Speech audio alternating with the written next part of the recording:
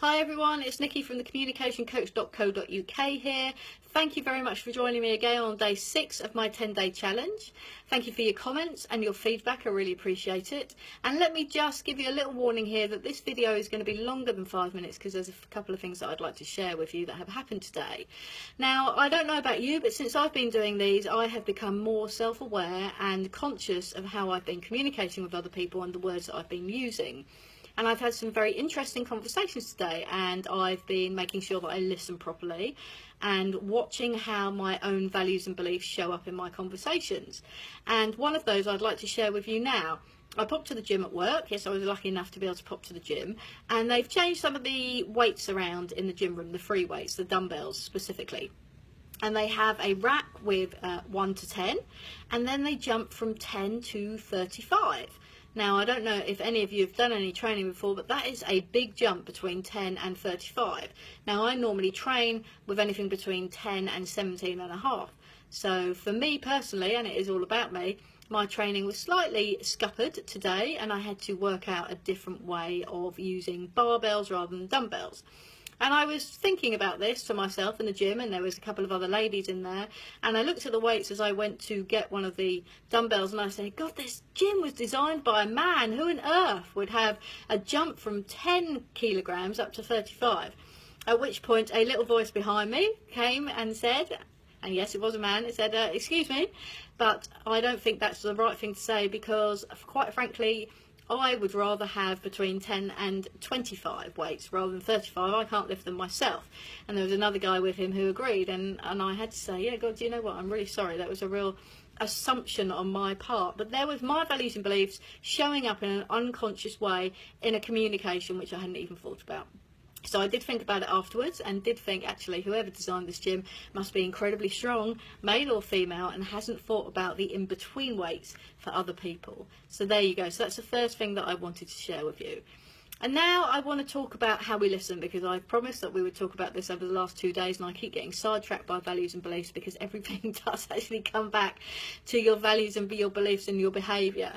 But I want to talk about listening. And the first way that we're going to talk about how we generally listen is called combative listening. And by that I mean, we talked about cognitive bias at the beginning of these presentations, is that when you're having a discussion, particularly an argument, or somebody is challenging something that you believe to be true, your brain will only listen for the words and the meanings that make you right, so that you can then use them in your argument to combat what the other person is saying and make you right. So think about that. How many times does that happen in your conversations? I'm going to give you a classic example today of a combative communication I had in the car driving Megan home from school. Believe it or not, it was about fish fingers. Very important subject when you're 10, I can tell you, about fish fingers. But we were talking about fried food, and Megan said, fish fingers are fried food. And I said, no, they're not, they're breadcrumbs. No, they're batter. No, they are breadcrumbs. And then we had a discussion around, were fish fingers breadcrumb or batter? Why at the age of 49 I enter into these conversations, because I'm probably always going to lose in a 10-year-old around fish fingers. But it was very interesting how strong her belief was and how strong my belief was around that. So we were both listening for parts of the other person's conversation to make us right. And that's combative. Now, that's a very simple example. You can look at bigger ideas. Look at Brexit. Look at Trump. Look how, when you listen to them, you listen to the things that you believe to be right. Now, for me, I'm not going to go into politics here. I don't think it's right, and politics are full of emotion and conversation. But when you look at Brexit and Donald Trump, they evoke an emotional response in people. And they both play on people's values and beliefs, really strong values and beliefs. And personally, it was very interesting watching Brexit, especially around how people were convinced if we left, the whole world would fall apart, and how people were convinced that we should stay. And depending on your demographic, depending on an awful lot of things actually, but people really voted, I felt, with their heart in Brexit. And when people were challenged around that, and you could see it all over Facebook, that people's views were challenged, and there were conversations, and people thought one thing, and they would only listen to one side of the argument and then feed that piece of information into what they believed to be true. And you see it every day with Donald Trump. The people that believe in Donald Trump, who voted for him and believe in his values and beliefs, will still support him whatever he says. And those that don't, every time he says something that they don't agree with, they use it to their own advantage. So it's a combative conversation.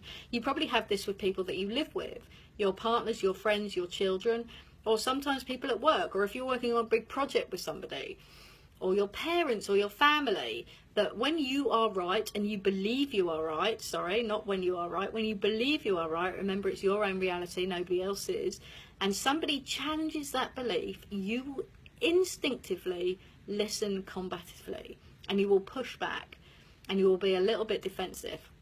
And I do a little test when I teach students around this. I ask somebody to show me a photograph of their children, and I say, and it is a test, ladies and gents, I don't believe this, but I say, and they know it's a test, and we're in a very friendly classroom environment, I say, wow, your kids are really ugly. And the immediate reaction you get is quite interesting. It's an immediate pushback. Immediate pushback. You can see them kind of looking at you as if to say, are you joking? Are you taking the Michael? What's happening here? And we talk about that reaction, because when we believe something is true and we're challenged, we give an immediate pushback, and we'll listen only for the things that we believe to be true. And this is the same in feedback. I get feedback on a regular basis, whether it's good or bad. We learn and we grow, and I get that we learn and we grow from feedback, like we learn and we grow by pushing ourselves out of our comfort zones. But when we get honest, critical feedback that we don't like and that challenges what we believe to be true, we go into combative mode, and we will look quite strongly for why we are right and why the other person is wrong in their belief. And we will keep doing that until we rationalise it and our logical minds kick in, and then we will go, do you know what? After a period of reflection, perhaps I could have improved that, perhaps I could have done that. I include myself in this. I got some really critical feedback from a course that I ran at last year, and it was feedback that I didn't particularly agree with at the time, and I gave quite an emotional response to it. And on reflection, some of the feedback was true, and there were certainly things that I, as a person and a trainer and a communicator, could change and have changed since that. But that initial reaction, that initial combative, if I had had a chance to have that conversation, you know, the conversations you have in your head where you would have said this, where you'd have said that, where you'd have done this, where you'd have done that, I would have changed a lot of things, and I had those conversations in my head. So think about your combativeness, and when you believe you are right, and when people challenge that, and they might not even challenge it in a hard way. It could be something simple, like you come home from work, the house is a mess, and there's a cup on the side, you know, something really important like a cup on the side, and it's not in the dishwasher, it's not in the place that it should be, and it should always be in the dishwasher when you come home. You're tired, you're emotional, probably a little bit hungry, and you'll make your feelings quite clear and known about how you feel about this one cup not being in the dishwasher. I know it sounds crazy, but think about things that happen in your own life and how we get emotional. Because our belief system is I should come home and my house should be lovely and tidy, and I keep mentioning the cups, and surely somebody must have picked up on that and would have put that away. But no, there it is staring at me, and that cup becomes an obsession.